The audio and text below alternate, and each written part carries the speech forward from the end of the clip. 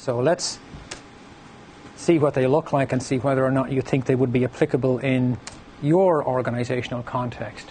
So beyond the minimal template that I showed you that has the context, the problem and solution, if you adopt a patterns focus in your organization to manage your product line effort or to describe your product line effort, you should document the patterns consistently.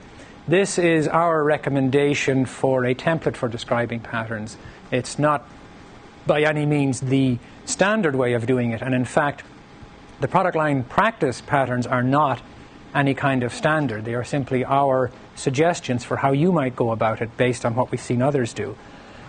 So every pattern should have a unique name that distinguishes it from other patterns, and it should give you an intuitive idea of what this pattern is all about.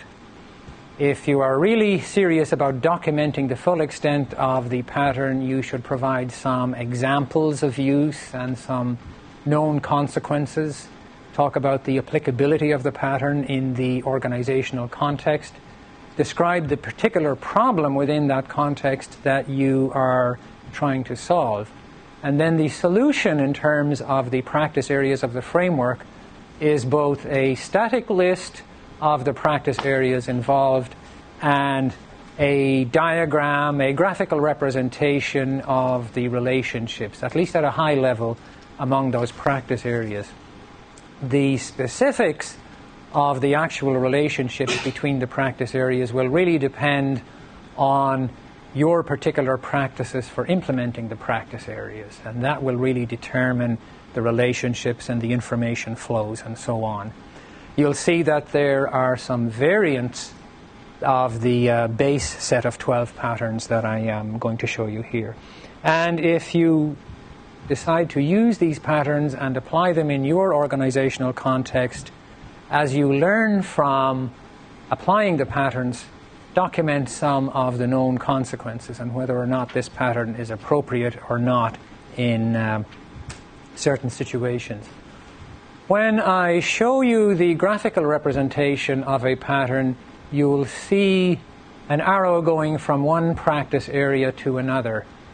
That does not mean that you do all of the work in practice area A and then commence work on practice area B.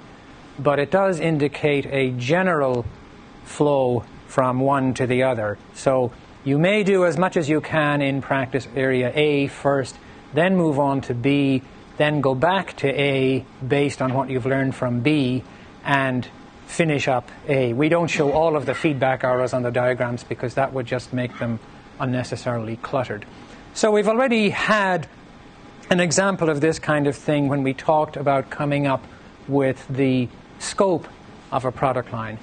The scoping practice area will give you an initial cut at what that set of products should be, possibly starting off in a group of technologists. But at some point you have to connect with the business side of the organization.